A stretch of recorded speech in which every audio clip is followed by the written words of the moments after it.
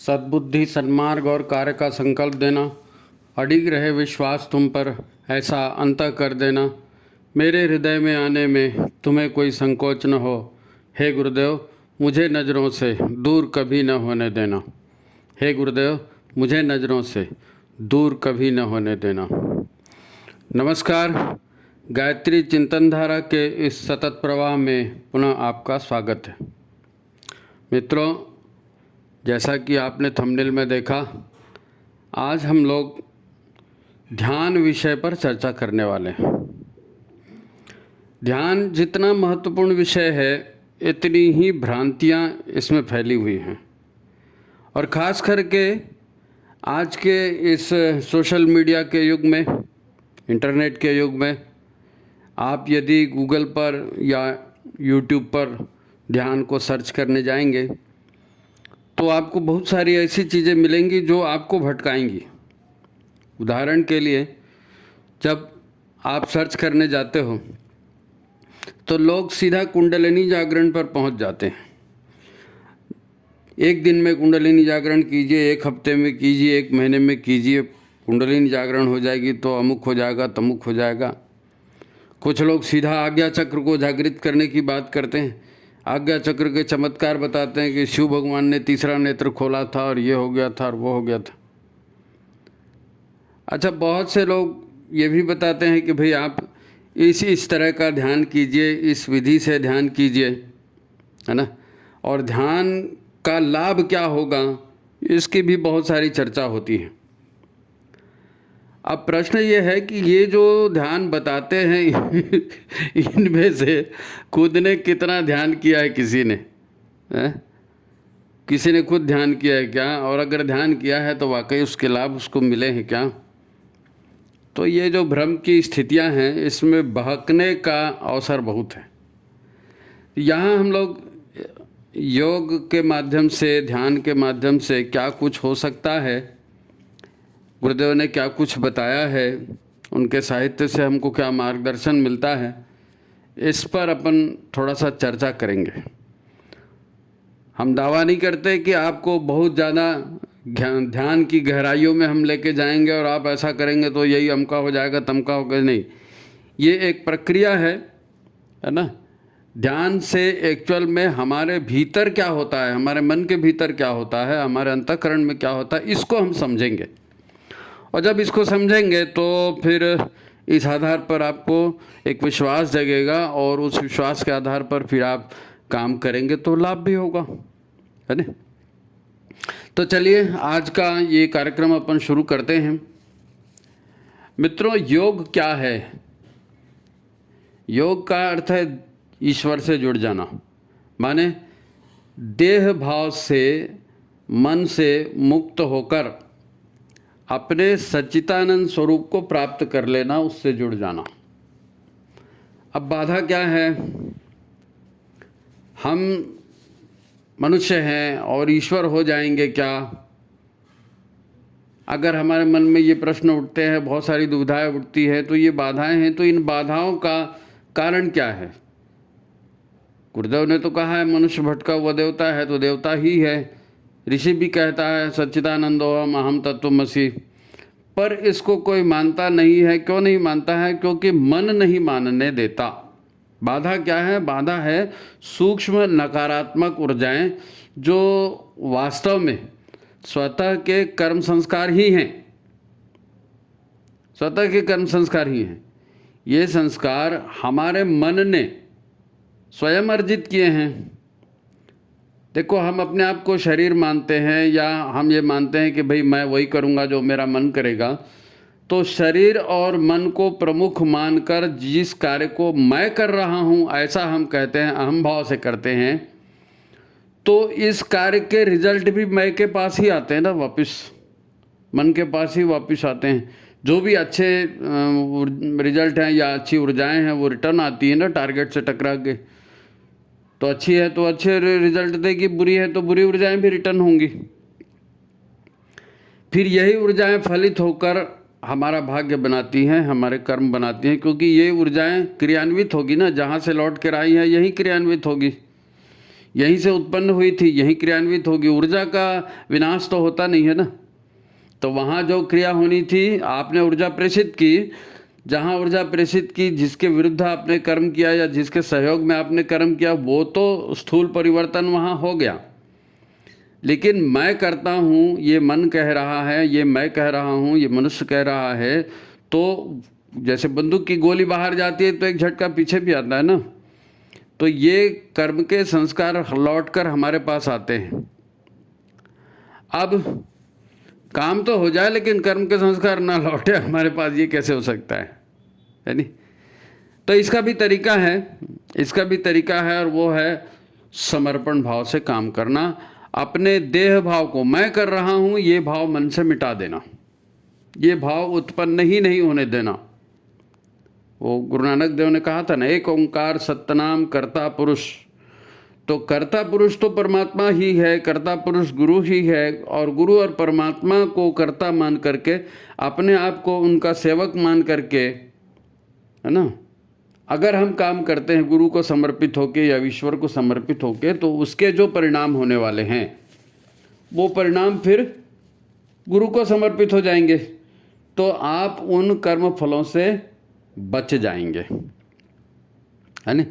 तो गुरु के आदेश पर समर्पित होकर काम करना, है नी।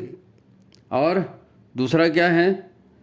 दूसरा है कर्मों की जो संग्रहित ऊर्जाएं हैं, हमको मालूम नहीं था, पिछला इतिहास हमारा है, हम चाहे जैसा सोचते थे, चाहे जैसा करते थे, उस समय हमारे ज्ञान नहीं मिला था, हमको बुद्धि नहीं मिली थी, हमने दीक्षा नहीं ली थी, तो उस समय हमने जो कुछ कर्म किए उसमें नकारात्मक भी हैं, है ना। तो इन नकारात्मक कर्मों को ध्यान के द्वारा, योग के द्वारा किस प्रकार से नष्ट किया जा सकता है नहीं, ये भी जानना जरूरी है। तो समर्पण विधि से गायत्री मंत्र का जाप करते हुए भी हम इन नकारात्मक ऊर्जाओं का विनाश कर सकते हैं। गायत्री क्या है? एक प्रार्थना है, ईश्वर से प्रार्थना है, प्राण स्वरूप दुख नाशक सुख स्वरूप श्रेष्ठ परमात्मा से प्रार्थना है। और ये प्रार्थना बार बार की जाती है। तो ये प्रार्थना हमारे मस्तिष्क से हट करके, हमारे चेतन मन से हट करके हमारे अचेतन मन तक पहुंच जाती है। और अचेतन मन में कैसे पहुंचती है? प्राण है इसलिए पहुंचती है। आप मन लगाकर प्रार्थना कर रहे हैं ना, तो मन के साथ प्राण भी जा रहे हैं। तो प्राण के साथ जब यही ऊर्जाएं भीतर जाती हैं तो इनके विरुद्ध नकारात्मक ऊर्जाओं का ये काट प्रस्तुत करती हैं। क्योंकि वहाँ पर लिखा था कुछ और, अब आप लिख रहे हैं कुछ और। अब आप लिख रहे हैं कि हे परमात्मा हमें सद्बुद्धि दीजिए, सन्मार्ग में प्रेरित कीजिए, और वहाँ लिखा था कि मैं ही करता हूँ, मैं ही बड़ा हूँ। तो ये कटता है गायत्री के माध्यम से, इसीलिए गायत्री को पापनाशनी भी कहा गया है ना। तो दो तरीके हुए, एक तो ईश्वर के समर्पण भाव, गुरु के प्रति समर्पण रखकर काम करना, तो फिर कर्म के फल की ऊर्जा आपको नहीं टिकेगी। और दूसरी बात यह है कि कर्म के फल की ऊर्जा है तो गायत्री मंत्र का जाप, अब चूंकि मंत्र का आप जाप कर रहे हैं, हमने कहा ना सामान्य जाप नहीं है, आप भावना के साथ जाप कर रहे हैं। भावना के साथ जाप कर रहे हैं मतलब प्राण युक्त जाप कर रहे हैं, और प्राण युक्त जाप ही ध्यान है। ध्यान क्या है अपन आगे देखेंगे, ठीक है। तो फिर जब गुरु या ईश्वर पर की मर्जी के आगे समर्पित होकर के हम कार्य करते हैं तो कर्म के विपाक नहीं बनते, मान्यताएं नहीं बनती, धारणाएं नहीं बनती। व्यक्ति का जीवन कैसे चलता है? मनुष्य है ना, मान्यताओं के आधार पर चलता है। अपने तरह की मान्यताएं बना लेता है, अपने तरह की धारणाएं बना लेता है, फिर उसी तरह के भाव उपजते हैं, उसी तरह के स्वभाव बनते हैं और उसी तरह के काम करते हैं।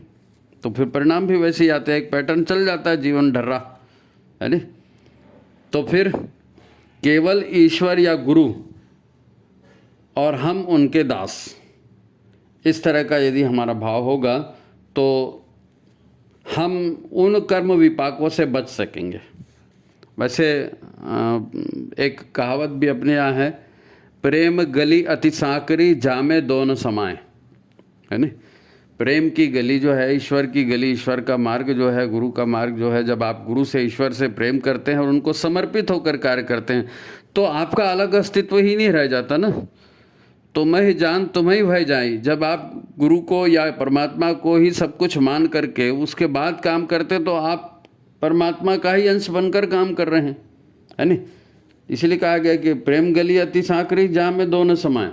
नहीं साहब, हम ईश्वर का ध्यान कर रहे हैं और मैं कर रहा हूँ तो मैं और ईश्वर अलग अलग हो गए तो फिर तो आपको आपके कर्मों का फल मिलना है, फिर तय है नहीं।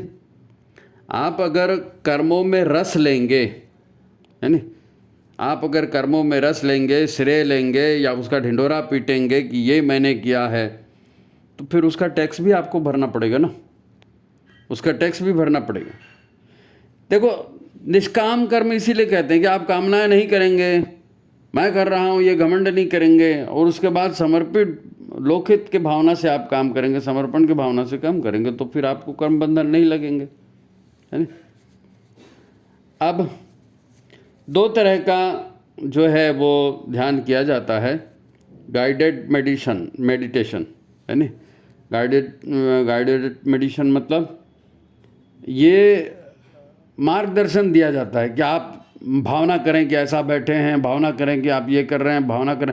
आपको बार बार भावना करनी होती है और एक विजुअल को रियलाइज करते हैं अपने अंदर, एक चित्र को अपने यहाँ अपने अंतःकरण में हम साक्षात देखने का प्रयास करते हैं, जैसा हमको निर्देश दिया जाता है। निर्देश के आधार पर जो मेडिटेशन होता है वो गाइडेड मेडिटेशन।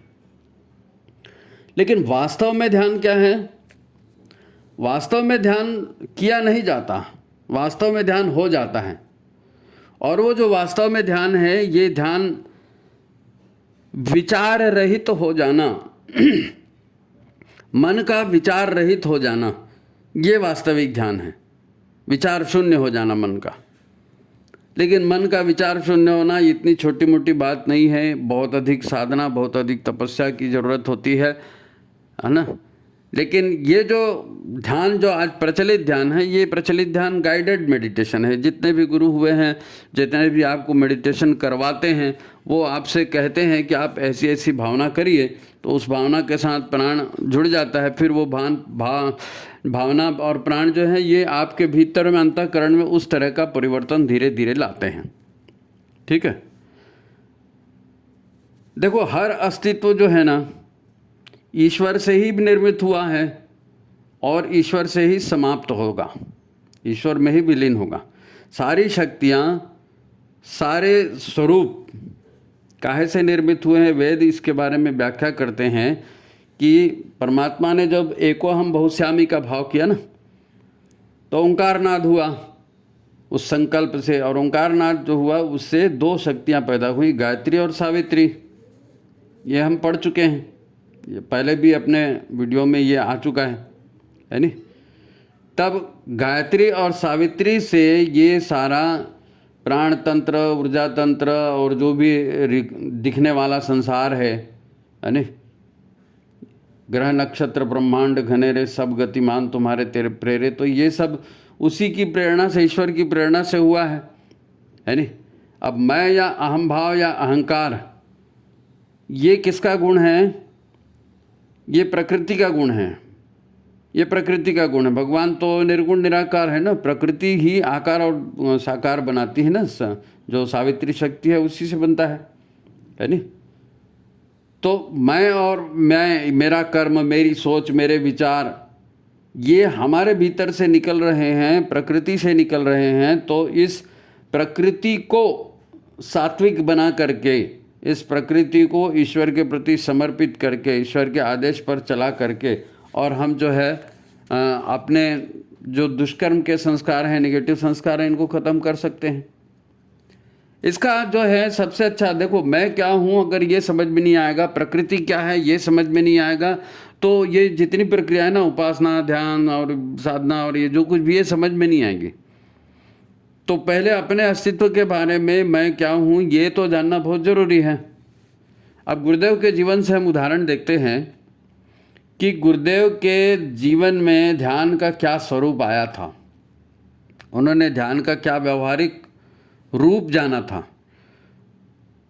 तो वो गायत्री मंत्र का जाप कर रहे थे, दीक्षा उनकी हो गई थी, और उनके हिमालयन जो गुरु हैं, मार्गदर्शक हैं, उन्होंने स्वयं उनको दर्शन दे करके उनको बताया, उनको साक्षात्कार कराया, प्रत्यक्ष दिखलाया कि तुम कौन हो। आज जो तुम दिख रहे हो, जो तुम्हारा वजन है, जो तुम्हारा नाम है, जो तुम्हारी जाति है, धर्म है, ये तुम नहीं हो। तुम्हारा विशिष्ट कार्य के लिए इस धरा पर आगमन हुआ है। और वो सब कुछ जो सत्य था वो उनके गुरु ने उनको प्रत्यक्ष करवाया, प्रत्यक्ष करवाया।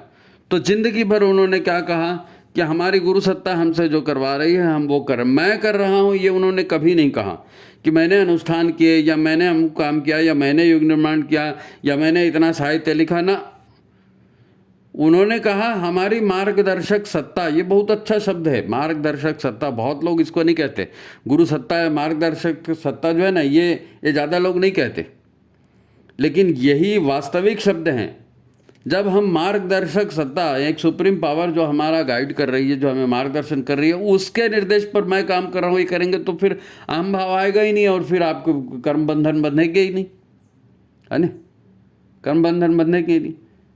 तो गुरुदेव तो एक रोबोट की जैसे अपने गुरु के प्रति समर्पित होकर कार्य करते रहे, घर बार छोड़ा, जायदाद छोड़ी, है ना, और अपने तप बल से उन्होंने फिर लगातार आत्मशोधन की प्रक्रिया चलाए रखी ताकि कहीं से शरीर में या मन में किसी तरह का विकृति भाव, कोई विकृत ऊर्जा न घुस पाए।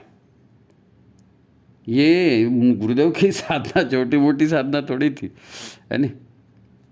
ताकि उन्होंने ये इसलिए किया कि उनको सत्य का भान हो गया है, मैं कौन हूँ ये भान हो गया है। गुरुदेव ने भी हमारे लिए यही किताब लिखी ना, तो आप अगर मिशन से जुड़े तो सबसे पहले उसी को पढ़िए, मैं कौन हूँ, भटका हुआ देवता, मैं कौन हूँ। ये बेसिक चीज़ें हैं, षटकर्म, ये बेसिक चीज़ें हैं। इसको यदि आपने नहीं किया ना तो ऊपर में आप कितना भी तामझाम कर लो वो अंदर में घुसेगा ही नहीं, सब वो कर्मकांड बन के रह जाएगा। क्योंकि केवल कर्म से कुछ नहीं होता ना, उसके साथ भाव होना चाहिए, उसके साथ प्राण ऊर्जा लगनी चाहिए।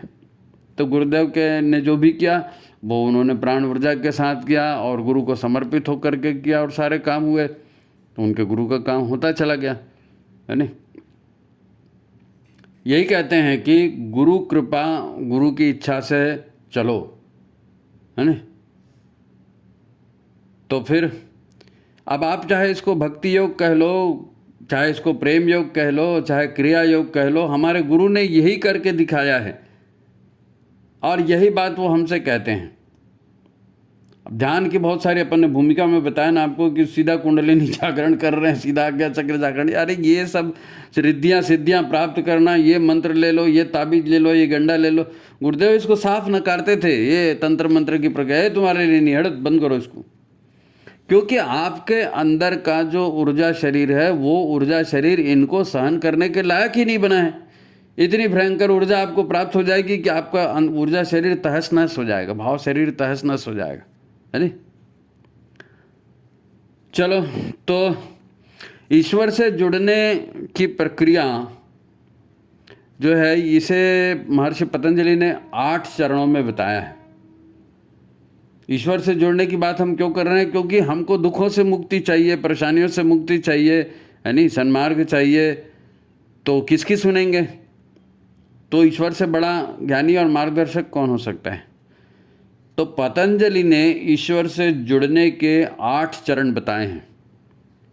8 चरण, यम, नियम, आसन, प्राणायाम, प्रत्याहार, धारणा, उसके बाद आता है ध्यान, उसके बाद आता है ध्यान। अब क्या होता है, ध्यान के बारे में लोगों ने जो गलतफहमियां फैला कर दी हैं, ये आदमी को निराश करती हैं। भाई, यदि आपने यम नियम का पालन नहीं किया है, प्रत्याहार का पालन नहीं किया है, आसन आपसे नहीं जमता है, ये बेसिक चीज़ें हैं, ये अगर नहीं जमेगा तो आप मन को केंद्रित नहीं कर पाएंगे, मन को केंद्रित नहीं कर पाएंगे। जहाँ मन को लगाना चाहिए वहाँ मन लगेगा नहीं, मन लगेगा नहीं तो मन के साथ प्राण लगेगा नहीं, और मन प्राण नहीं लगेगा तो फिर वो कर्मकांड ही रह जाएगा ना। आप 1000 सोचते रहो, सोचने मात्र से क्या होता है ना। तो ये जो ध्यान का जो स्वरूप है ना, ये ध्यान का स्वरूप हमको समझना पड़ेगा। मैंने आपको प्रारंभ में बताया ना कि 2 तरह का ध्यान होता है। एक ध्यान है जो किया नहीं जाता, लग जाता है। जब आप यम नियम आसन प्राणायाम प्रत्याहार ये करते हुए आएंगे तो आपका अंतःकरण इतना निर्मल हो जाएगा कि जब आप शांत बैठेंगे ना तभी ध्यान लग जाएगा। शांत बैठते ही ध्यान लग जाएगा, क्योंकि चित्त की वृत्तियां शांत हो चुकी हैं, है ना। जो भी निगेटिव कर्म उचक उचक के बाहर आ रहे थे, जो भी प्रलोभन उचक उचक के बाहर आ गए थे, आपने वो पहली 7 कड़ियों में यम नियम का पालन किया, आसन प्रत्याहार धारणा तक आप पहुँचे, है ना। तो पहुँचने तक आपने उसको क्लियर कर दिया, तो फिर आप शांति से कहीं भी बैठेंगे तो ध्यान लग जाएगा, ध्यान लग जाएगा। वो सहज ध्यान है, वो विचार शून्यता का ध्यान है। लेकिन अब हम गाइडेड मेडिटेशन की बात कर रहे हैं, क्योंकि वहाँ तक तो संभव होता नहीं है। तो यहाँ पर आगे भी अपन जो भी चर्चा करेंगे वो गाइडेड मेडिटेशन की ही करेंगे, निर्देशित ध्यान की ही करेंगे, जिसमें मन को निर्देश दिया जाता है और मन भावना करता है, और भावना के द्वारा एक उस तरह का संसार बनाता है, और वो प्राण के साथ होकर संसार बनता है, क्योंकि प्राण ही काम करता है ना, खाली विचार तो काम करेगा नहीं। तो प्राण युक्त तो विचार जो है फिर वो भीतर में पॉजिटिव विचारों के साथ प्राण जाते हैं, तो उसका असर भी भीतर में बहुत अच्छा आता है। मेरा ऐसा निजी सोच है, मैंने कहीं पढ़ा नहीं है, लेकिन इसके बावजूद भी मेरा ऐसा निजी सोच है कि जब हम गायत्री मंत्र का ध्यान लगाकर जाप करते हैं, तो उसमें गायत्री मंत्र में एक शब्द आता है, धियो यो न प्रचोदयात। तो ये जो धी जो शब्द है, ये धी जो शब्द है, ये ज्ञान स्वरूप है, प्रकाश स्वरूप है, प्रखर प्रज्ञा स्वरूप है, प्रज्ञा स्वरूप है धी। और ध्यान भी शायद इसी धी से बना होगा, ऐसा मेरे को लगता है, क्योंकि जब आप विचार शून्य हो जाते हैं, ध्यानावस्थित हो जाते हैं, ध्यानावस्थित हो जाते हैं, तो फिर चमत्कार होता है जीवन में चमत्कार होता है। और वेद पुराण और ये सब कुछ उसमें जो है, इसमें इतना इसका वर्णन विश्लेषण है, वो सारा वर्णन विश्लेषण इसी का है। तो अपने अहंकार, अपनी इच्छा, अपने अस्तित्व को उस धी रूपी प्रकाश में, धी रूपी चेतना में विलय कराना, यही गायत्री मंत्र भी कहता है, यही योग भी कहता है, उसी का रिजल्ट आता है। ठीक है।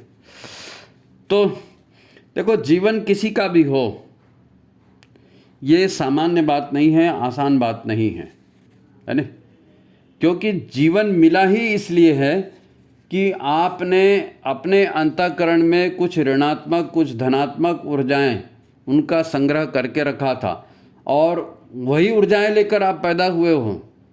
आपका जन्म भी उन्हीं ऊर्जाओं की पूर्ति के लिए हुआ है ना। इन्हीं को कर्म संस्कार भी कहते हैं। ये कर्म संस्कार मन से, वचन से या प्रत्यक्ष कर्म, जो भी क्रियाएं हमारे द्वारा हुई हैं पूर्व में, उसी की प्रतिक्रिया के स्वरूप ये ऊर्जा कर्म संस्कार के रूप में हमारे अंतःकरण में संग्रहित हो गई, है नी। तो इन्हीं कर्म ऊर्जाओं का निष्पादन करना है, क्योंकि इन कर्म ऊर्जाओं से हमें दुख प्राप्त हो रहा है, मुसीबतें आ रही हैं, टेंशन आ रहा है, भय पैदा हो रहा है। वो भीतर की ऊर्जाएं हैं ना, वो नहीं, उस सिचुएशन उन्होंने ऐसा बना दिया, तो आप उसी से गुजर रहे हैं, तो ये तो अच्छा लगता नहीं है। तो इन्हीं कर्म ऊर्जाओं का निष्पादन हमारी चेतना को करना, है ना, मजबूरी था। इसीलिए उन्होंने, हमारी चेतना ने शरीर धारण किया। अब वो तो काम करेंगी ना, वो निगेटिव ऊर्जाएं काम करेंगी। अब उससे विरुद्ध जा करके आपको ध्यान करके उन नकारात्मकताओं का काट प्रस्तुत करना है। तो ध्यान साधना एक जीवित जागृत व्यक्ति की पहचान है। जीवित जागृत व्यक्ति जिसको मालूम है कि क्या नुकसान हो सकता है, क्या नुकसान हो रहा है, और मेरे को इसको कैसे रोकना है, तो ध्यान साधना जीवित जागृत व्यक्ति ही कर सकता है। ध्यान पर हम आएंगे, है ना, पर पहले साधना का अर्थ समझ लें, क्योंकि जाप के साथ भी साधना है, ध्यान के साथ भी साधना है, और बहुत सारे शब्दों को रिप्रेजेंट करता है साधना शब्द। तो साधना शब्द का भी सही अर्थ हम समझ लेंगे ना, तो ध्यान में हमको बड़ी मदद होगी, है ना। हमारे मन की आज की वृत्ति, हमारे मन की आज की वृत्ति और पूर्व संस्कारों से निर्मित जो भी स्वभाव है, हमने अपने भीतर में धारण कर लिया है, व्यवस्थित रूप से साध लिया है, तो उसी से ये संभावित दुखद स्थितियों का निर्माण हुआ है। इनसे बचना है नी, और भविष्य में इन निगेटिव वृत्तियों को आने से रोकना है नी। इस उद्देश्य से कि भाई मन में जो है दुर्भावनाएं और कुसंस्कार अब हम नहीं पैदा करेंगे, उनकी पुनरावृत्ति नहीं होगी, उन्हें रोका जाएगा और उसे श्रेष्ठ वृत्तियों के द्वारा रूपांतरित किया जाएगा, ऐसा अभ्यास करा जाए। तो ये जो अभ्यास है ये अंतर मन का, अंतःकरण का होता है, ये मन का अभ्यास होता है और इसी को मन की साधना कहते हैं। यही साधना है। अब मन को साधने के लिए शरीर को साधना करना पड़ता है। शरीर सधेगा तो मन सधेगा, क्योंकि मन जो है वो शरीर का ही सूक्ष्म रूप है। खैर हम मन की साधना के लिए पहले शरीर को साधते हैं। मन की साधना के लिए पहले शरीर को साधना पड़ता है। आपका खान पान, आपके विचार, आपके व्यवहार, आपकी संगति, है नी, इन सब को ठीक करेंगे, इन सब को अनुशासित रखेंगे। तो इसके लिए जो उपाय करने होते हैं वो सब साधना के अंतर्गत आते हैं। अब इसमें व्रत भी आते हैं, संकल्प भी आते हैं, उपवास भी है, वो भी आता है इसी में, है नी। शरीर शोधन की जितनी प्रक्रियाएं हैं, योग प्राणायाम की जितनी प्रक्रियाएं हैं, स्वाध्याय है, सत्संग है, इन सब से शरीर और मन को साधने का क्रम चलाया जाता है। ये सब तप के अंतर्गत आते हैं। नकारात्मक शक्तियों को निर्मूल किया जाता है इनके माध्यम से और श्रेष्ठ कल्याणकारी संस्कारों की स्थापना की जाती है इनके माध्यम से, है नी। तो साधना हमें शुरुआत में फालतू लगती है कि क्या फ़ायदा साधना करके। अब फालतू क्यों लगती है? फालतू इसीलिए लगती है कि मन कुछ और करने के लिए आया है, मन ने शरीर धारण किया है, वो किसी और उद्देश्य से किया है और आप उसको इन कामों में लगा रहे हो जिसमें उसकी इच्छा पूरी नहीं हो रही है, तो उसको तो फालतू ही लगेगा ना। तो फिर क्या करेगा? मन आलस्य पैदा करेगा, प्रमाद पैदा करेगा और आपको साधना से, जाप से या जो भी आप श्रेष्ठ काम कर रहे हैं, ध्यान कर रहे हैं, इनसे हटाने की कोशिश करेगा। हजार तरह के बहाने प्रस्तुत करेगा कि आप ये न करें, आप ये न करें। अब आते हैं ध्यान के विषय पर कि ध्यान क्या है। वास्तव में ध्यान है मन के विचार शून्यता। अपन ने पहले देखा है नहीं, मतलब कि ध्यान अवस्था में मन विचार शून्य हो जाता है। लेकिन आप मन को विचार शून्य करेंगे कैसे? विचार शून्य करेंगे कैसे? आपके सोचने मात्र से तो मन विचार शून्य नहीं होगा। मन में विचार उठने बंद तो नहीं हो जाएंगे। मन में उठने वाले विचार ही तो हमें कैसा कैसा अनुभव कराते हैं ना।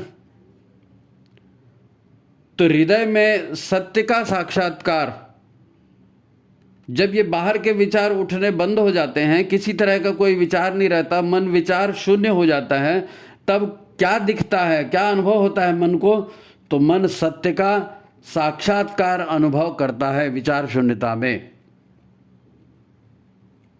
ठीक है। हृदय में बुद्धि का परिष्कृत रूप, प्रज्ञा का रूप, ये जागृत हो जाता है। अभी तो बुद्धि है, ये मन के द्वारा प्रेरित है, बहुत सारा आपने डाटा कलेक्ट करके रखा है, उसी के आधार पर चलती है। लेकिन जब विचार शून्य हो जाते हैं और धी का प्रकटीकरण हो जाता है, प्रज्ञा का प्रकटीकरण हो जाता है, प्रकाश का प्रकटीकरण हो जाता है और आप उसमें गुरुदेव कहते हैं ना, समर्पण विसर्जन विलय, तो आप उसमें जब विलीन होने की बात आती तो फिर आपके सामने वो सारा ज्ञान आ जाता है। देखो एक उदाहरण से समझते हैं। अपन लोग हवन करते हैं, पूजा पाठ करते हैं, तो उसमें एक मंत्र आता है। उदाहरण से ही समझना पड़ेगा ना। एक मंत्र आता है तो उस मंत्र का पठन यहाँ मैं कर रहा हूँ, आप समझने का प्रयास करें, है नहीं। ये प्रासंगिक है। देखो मन में अद्भुत शक्तियाँ हैं, उसका एक नमूना एक मंत्र में हमें दिखेगा। मंत्र आपके परिचित मंत्र है और यम ब्रह्मा वरुणेन्द्र रुद्र मरुतः स्तुन्वन्ति दिव्यै स्तवै वेदै सांग पदक्रमोपनिषदै गायन्त्यम सामगः। हमें इसके बाद वाली लाइन चाहिए, लेकिन इसे भी हम जाने ये जरूरी है। मंत्र कहता है, जिन्होंने ब्रह्मा विष्णु रुद्र तथा मरुत आदि देवगण, है ना, जिन्हें मतलब ब्रह्मा विष्णु रुद्र तथा मरुत आदि देवगण अपनी स्तुतियों के द्वारा पूजते हैं। यम ब्रह्मा वरुणेन्द्र रुद्र मरुतः स्तुन्वन्ति दिव्य स्तवैः। उसके बाद आता है कि सामवेद के छंदों में, है ना, ऋषि क्या कह रहा है, ऋषि किनका गुणगान करता है, ध्यानावस्थित तद्गतेन मनसा पश्यन्त्यम योगिनम, है ना। तो ध्यान की अवस्था में हमको जो भी दर्शन उपलब्ध होता है, जो भी हमारे सम्मुख आता है, वो इतना महान, इतना विशाल है कि उन्हें ब्रह्मा विष्णु रुद्र तथा मरुत आदि देवगण उन्हीं की स्तुति करते हैं। ये ध्यान अवस्था में हमें वो मुकाम मिलता है, वो मंजिल मिलती है ना। और इसी को कह रहे हैं ऋषिगण गान करते हैं, ऋषिगण इन्हीं का गान करते हैं, है ना। और आगे क्या कहते हैं कि ध्यानावस्थित तद्गतेन मनसा पश्यन्त्यम योगिनम। ध्यान की अवस्था में, ध्यानावस्थित, ध्यान की अवस्था में, तद्गतेन मनसा, जब मन वहाँ चला जाता है, कहाँ, विचार शून्य हो जाता है ध्यान की अवस्था में, तो उसको क्या होता है, पश्यन्त्यम योगिनम। योगी फिर उस ध्यान अवस्था में क्या देखते हैं, योगी गण ध्यान के माध्यम से जिनका दर्शन करते हैं। तो ये मन जब विचार शून्य अवस्था में आता है, तब योगी जिनका दर्शन कर पाते हैं, जिनका आदि अंत देव असुर को भी नहीं मालूम, उन देवताओं को मैं नमन करता हूँ। यस्यांतन्न विदुसुरा सुरगणा देवाय तस्मै नमः। न तो देव और असुर, इनको भी उस महासत्ता का आदि और अंत नहीं मालूम, उसका दर्शन योग अवस्था में, ध्यान अवस्था में योगी को होता है। ये बहुत बड़ी बात है, इसको ठीक से एक बार समझिए। योगी जब ध्यान करता है, कोई योगी सातों चरण पूरे कर लेता है, यम नियम आसन प्रत्याहार प्राण, वो है ना, वहाँ धारणा तक वो आ जाता है पूरा। उसके बाद जब ध्यान का नंबर आता है, तो सामान्य अवस्था में बैठ करके जब वो विचार शून्य होता है, तो विचार शून्य अवस्था में उसको वो प्रचंड शक्ति का साक्षात्कार होता है, उस प्रचंड सत्ता का साक्षात्कार होता है, जिसके जो है ब्रह्मा विष्णु रुद्र मरुत जितने हैं उन्हीं का ध्यान करते हैं। वो सत्ता, वही सत्ता योगी को उस ध्यान की अवस्था में, मन की विचार शून्य अवस्था में आभासित होती है। वो फिर उस सत्ता का वर्णन फिर से आ रहा है कि वो ऐसी परम सत्ता है कि जिसका ओर छोर न देवताओं को मालूम है, न असुरों को मालूम है। तो विश्वव्यापी ब्रह्मांड की विश्वव्यापी सत्ता, जो परम सत्ता जिसको कहते हैं, उसका दर्शन होता है किसमें, विचार शून्य अवस्था में, है ना। अब ये वास्तविक ध्यान है, कितनी बड़ी चीज है विचार। ये मंत्र हम रोज कहते हैं, लेकिन दुर्भाग्य से क्या होता है कि मंत्रों का वर्णन विश्लेषण करने का मौका मिलता नहीं है, तो साक्षात उसको समझ नहीं पाते। लेकिन कभी कभी ना मनन करना चाहिए, इन मंत्रों का क्या अर्थ है, क्या कहा जा रहा है इनके पीछे। ठीक है, तो हम पहले ही कह चुके हैं कि हमारा मन विलक्षण शक्तियों का स्वामी है, इसमें बड़ा सामर्थ्य है, पर इसका लाभ हम तभी उठा सकते हैं जब हम स्वार्थ बुद्धि या अपनी कामनाओं वासनाओं से ऊपर उठकर उस स्तर तक पहुँचे। अच्छा, ये जो विचार शून्यता का ध्यान है, ये किसी प्रक्रिया से लाया नहीं जा सकता ना, ये तो अपन पहले ही कह चुके हैं, ये अपने आप घटित हो जाता है ना। तो फिर लोग कैसे करेंगे? लोग जो ध्यान करते हैं वो क्या करते हैं? तो जो लोग ध्यान करते हैं ना, जितने भी ध्यान हमको कराए जाते हैं, वो क्या है, गाइडेड मेडिटेशन, वो निर्देशित ध्यान है। और ये निर्देशित ध्यान हमको इस लायक बनाता है कि हम उस विचार शून्यता वाले ध्यान तक पहुंच सकें। हर चीज़ की पात्रता होती है ना, तो उस पात्रता का विकास गाइडेड मेडिटेशन से ही वो विचार शून्यता तक हम पहुंचने का जो है माध्यम बन सकते हैं। आगे अपन देखेंगे, गुरुदेव जब साधना कराते हैं ना, तो सावधान, स्वर्णिम सूर्योदय, है नी, और साधक का सविता में विलय विसर्जन, ये सारी बातें जो कहते हैं, तो ये भाव भूमि उन्होंने बना दी।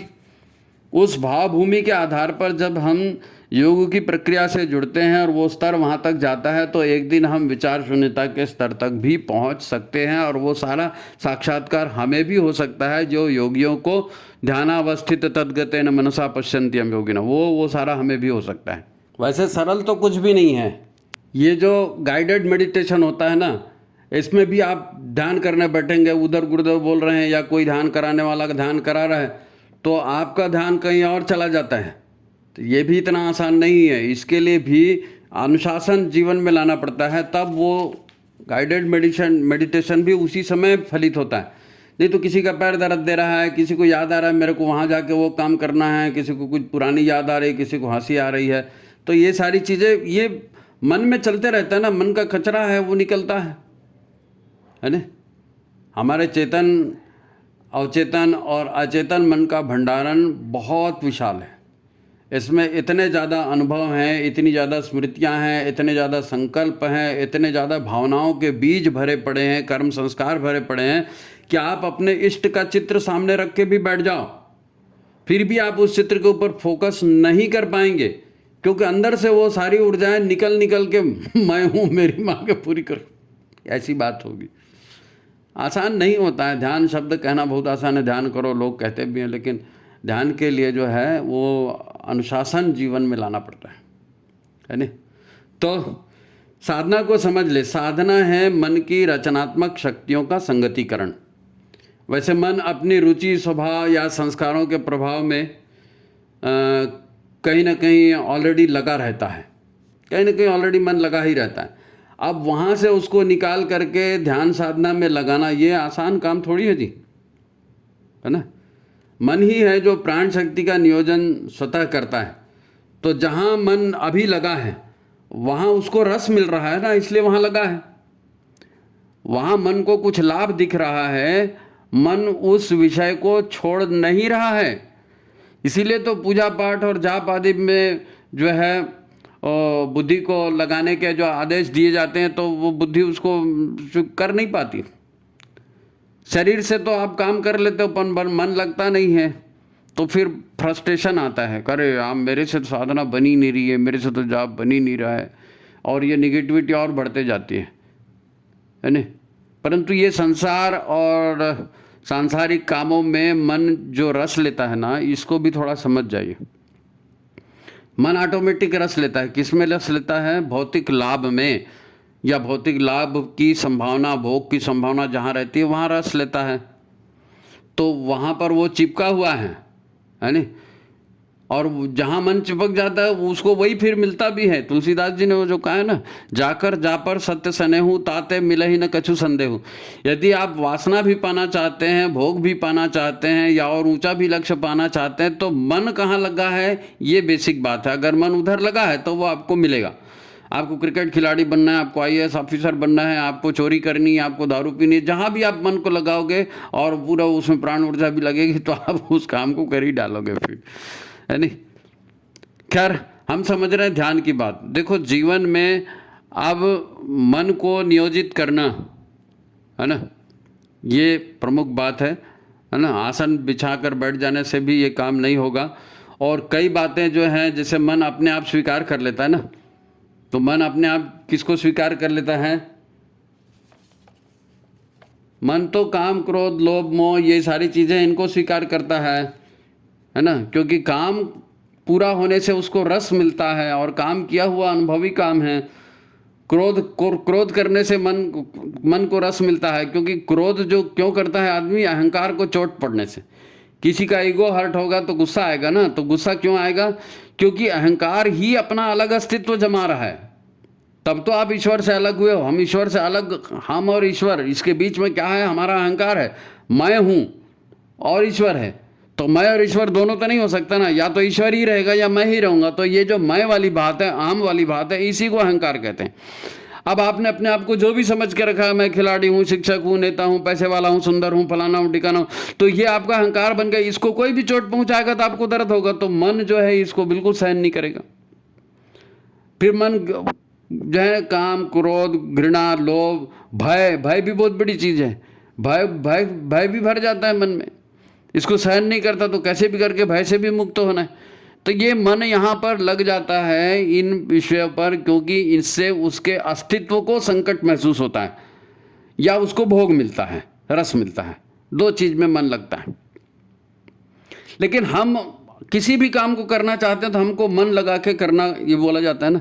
अब साहित्य भी आपने पढ़ा, अब साहित्य आपने पढ़ा, कई लोग कितनी किताबें पढ़ लेते हैं, किसी कुछ याद रहता है, कुछ याद नहीं रहता, कुछ समझ में आता है, कुछ समझ में नहीं आता। क्यों नहीं आता?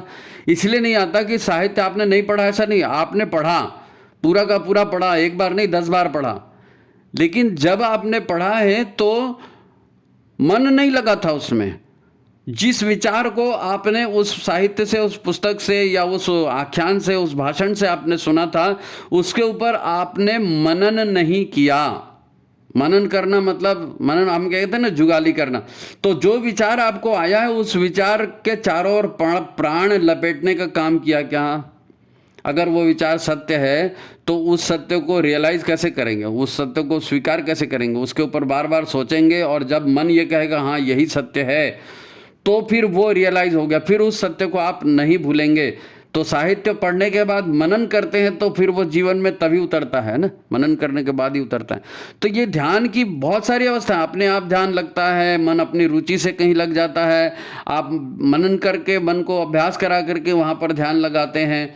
तो ये सारी चिंतन मनन, ये भी पूरा प्राण ऊर्जा लगा कर उसको सहेजने का है काम, है नहीं? ये भी गाइडेड मेडिटेशन ही है।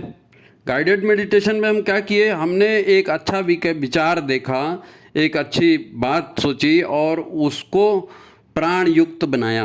ध्यान में हम क्या करते हैं, गाइडेड मेडिटेशन में क्या करते हैं, एक विचार में अपने प्राणों का नियोजन करते हैं, तो वही विचार एक दिन हकीकत में बदल जाता है। वही विचार एक दिन हकीकत में बदल जाता है। बार बार आप धियो न प्रचोदयात, धियो न प्रचोदयात बोल रहे होगे तो हकीकत में एक दिन वो सद्बुद्धि अवतरित होगी। वो कषाय कलमश कटने में, ये निगेटिविटी कटने में समय लगता है। इसलिए ध्यान को जो स्वरूप है, जो स्वाभाविक ध्यान है, ध्यानावस्थित तद्गतेन मनसा वाला, वो घटित होने के पहले गाइडेड मेडिटेशन ये जरूरी है ना। गाइडेड मेडिटेशन हम स्वयं भी कर सकते हैं, अपने मन का स्वयं को मन को भी गाइड करके उसको प्राण उसमें लगा सकते हैं, जोड़ सकते हैं, है ना। चिंतन मनन, ये जिसके उदाहरण बताए, ये भी हो सकता है।